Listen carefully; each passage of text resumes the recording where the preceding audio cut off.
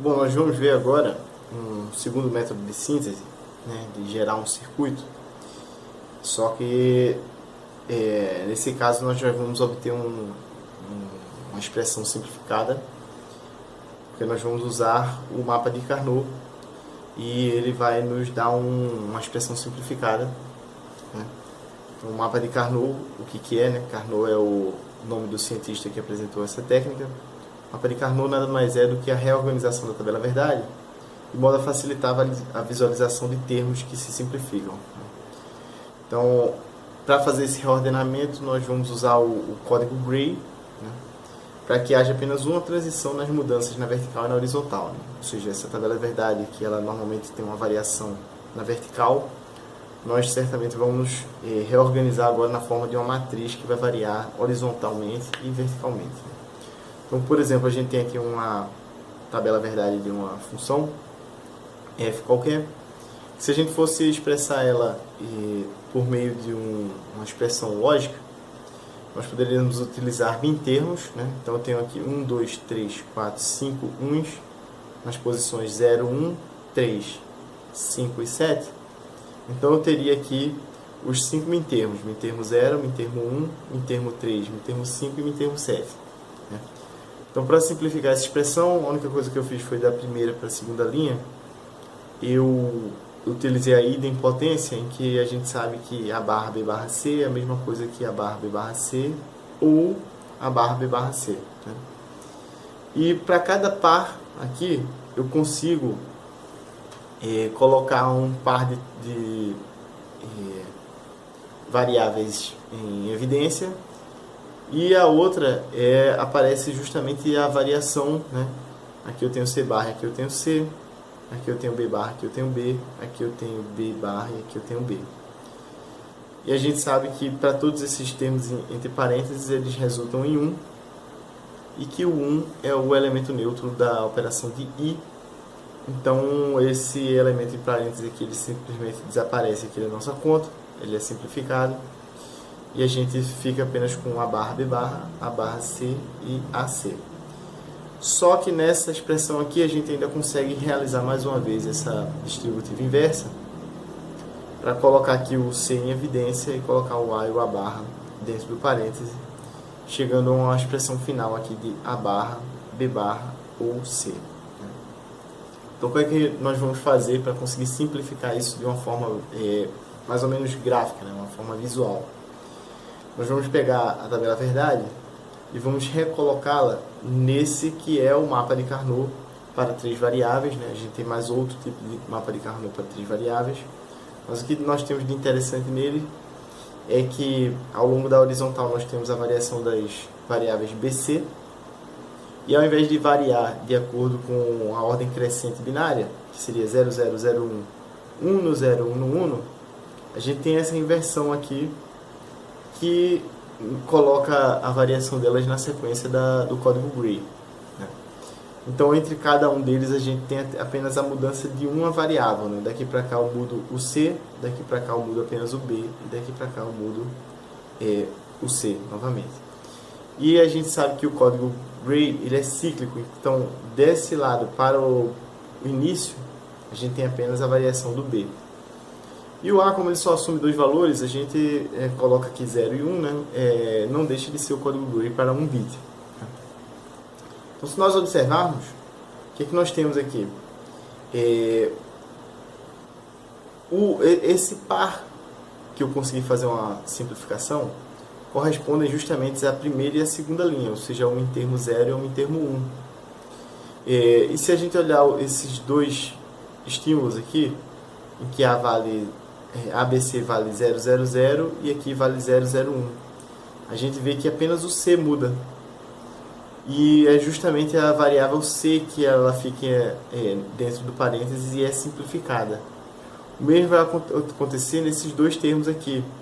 Esses aqui são os mintermos 1 e 3. Então, se a gente observar aqui entre 1 e 3, muda apenas o B.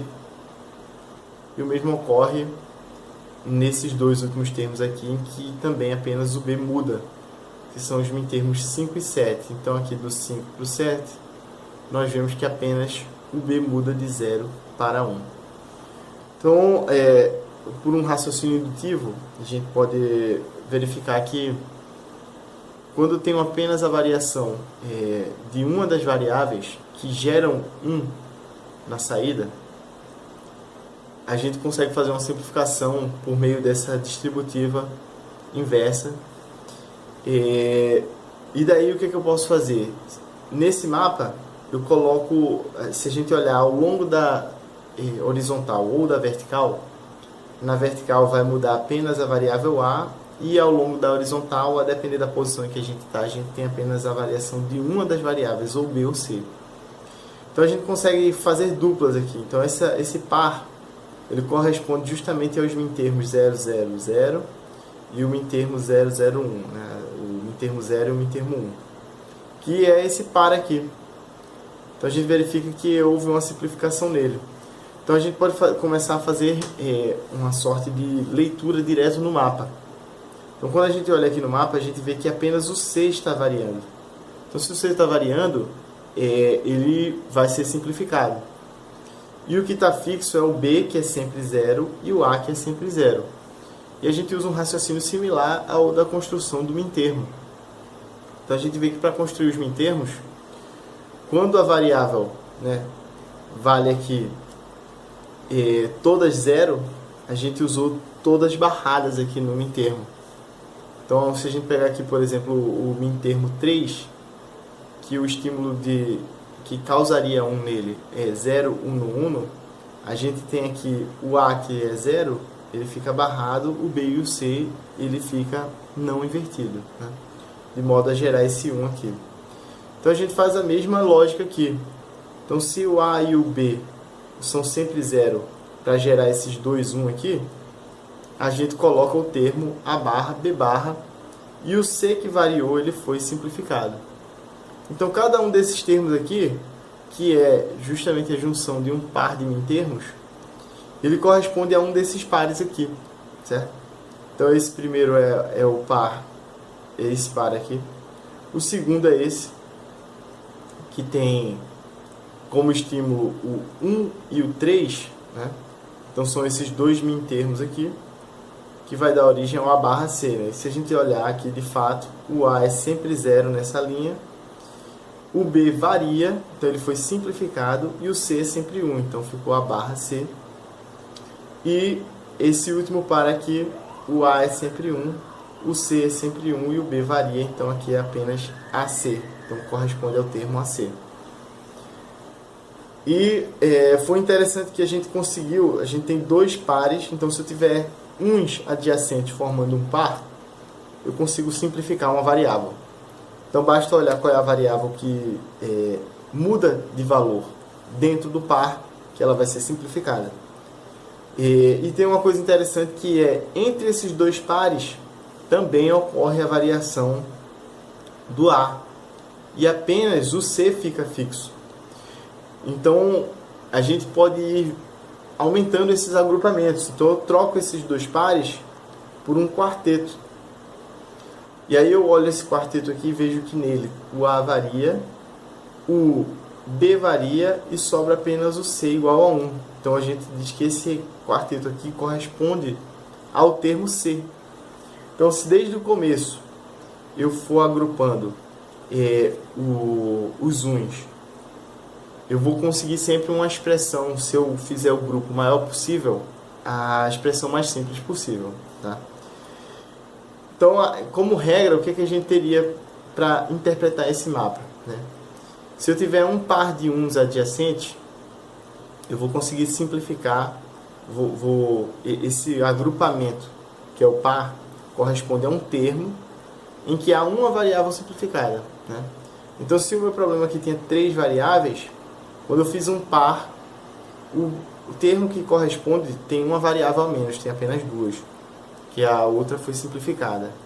Um quarteto vai corresponder a um termo com 2 variáveis simplificadas, que é o que aconteceu aqui, né, com o termo C. Então eu tenho 3 variáveis no problema, tem um quarteto, o termo corresponde apenas ao C, eu tenho 2 variáveis a menos.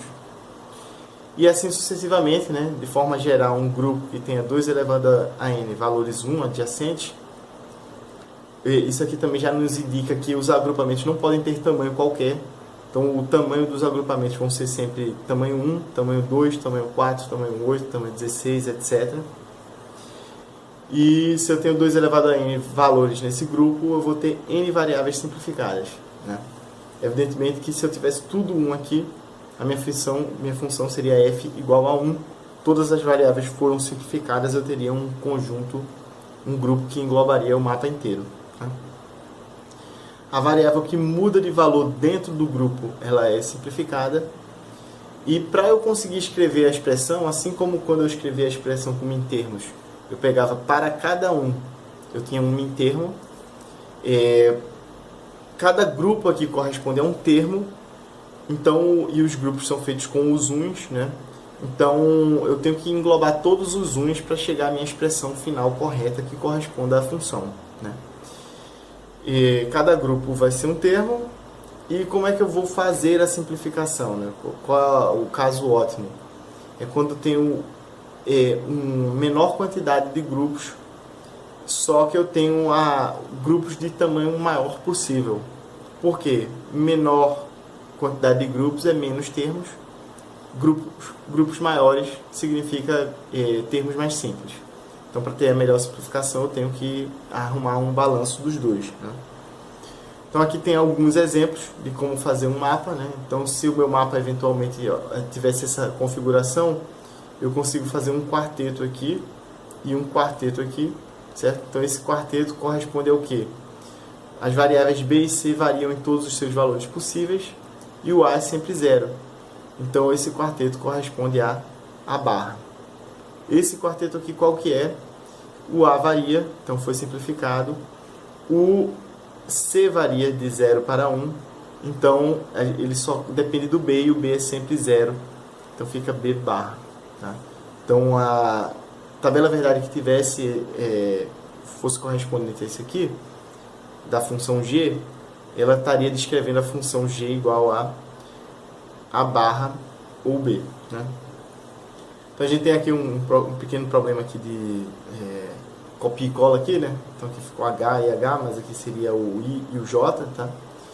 Então nessa função aqui, como é que eu faria a simplificação, né? Como eu disse, desse caso aqui no caso da função G para a função H, eu só mudei a forma como eu monto o mapa, né? Evidentemente que os uns também são distintos, né?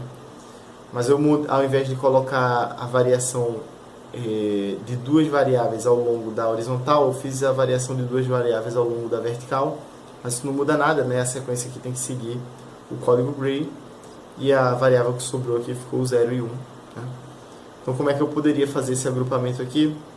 Eu tenho um par aqui e eu tenho outro par aqui, né? Então, você podia até dizer, olha, eu tenho outro par aqui, certo? Mas a gente tem que lembrar o seguinte, eu só preciso englobar todos os 1. Esse par aqui, ele engloba uns que já estão em outros grupos, né? Que é esse grupo aqui que ele começa em cima e termina embaixo, e esse outro grupo aqui. Então, se eu colocasse esse termo a mais, eu não estaria simplificando a minha função, estaria colocando um termo a mais, que seria o que a gente poderia dizer que ele é redundante, né? Então, eu tenho aqui 2 pares. Então, esse primeiro par aqui, a gente observa que o A varia, o B é sempre 0, então B barra, e o C é sempre 0 nessa coluna inteira, então C barra. Então esse par aqui corresponde ao termo B barra C barra. E esse termo aqui a gente vê que o B varia, então ele é simplificado. O A é sempre 1, então aparece o A aqui, e o C também é sempre 1, então aparece o C também, tá? Então a expressão que corresponde a esse mapa aqui é B barra C barra ou AC. Nesse mapa aqui eu quis colocar aqui um 1 que ele não consegue se agrupar com ninguém, certo? Então quem é esse 1 aqui? Quando eu não consigo simplificar um 1, ele é um mintermo, tá? Então é o mintermo em que as entradas são 0, 1, 1, 1. Então a gente tem A barra B, C, D, que é o mintermo para 4 variáveis de número 7, tá? Mintermo 7. A gente tem esse grupo aqui, em que o C é sempre zero, o D é sempre zero e o AB varia todas as possibilidades possíveis. Então é C barra, D barra. E a gente tem esse agrupamento aqui que começa aqui em cima e termina aqui embaixo, em que o A varia de 0 para 1, então ele é simplificado. O B é sempre 0, então eu tenho aqui B barra. E o C também é sempre 0, então eu tenho C barra e o D varia. Então eu tenho B barra, C barra. Então basicamente o procedimento é esse, é olhar quem varia é simplificado, quem é fixo entra no termo. Se ele for fixo em 0, aparece no termo como invertido. Se ele for fixo em 1, ele aparece não invertido. Né? Então tem esse grupo aqui que é interessante, né? Costuma muito, para quem não está com prática, fugir à observação, né? Que é esse termo, esse quarteto, que ele fica nos cantos. Né? Então esse quarteto que fica nos cantos, a gente tem A variando e a gente tem também o C variando. Então a gente tem B fixo em 0, B barra, e D fixo em 0, D barra. Então é esse primeiro termo aqui. Aí eu pus aqui mais um quarteto, em que A é sempre 1, nessas duas linhas. O B simplifica, e aqui o C é sempre 1, e o D simplifica. Então fica AC. E pus uma dupla aqui, né? A gente pode ver que essa dupla ela não consegue crescer para nenhum lado, né? Ela não consegue virar um quarteto, nada, então eu tenho que manter a dupla para utilizar esse 1, certo? Então não sobraria esse 1 aqui, eu não usaria ele como min termo, porque ele, como min termo, esse termo ficaria maior. Então qual é o maior grupo que eu consigo fazer com esse 1? É essa dupla. Então eu fico aqui com A e B sempre 1, aparece AB. O C varia e o D é sempre 1, então eu fico com A, B, D. Então era isso que a gente tinha para falar sobre aqui o mapa de Carnot, como é que realiza ele. E até uma próxima oportunidade.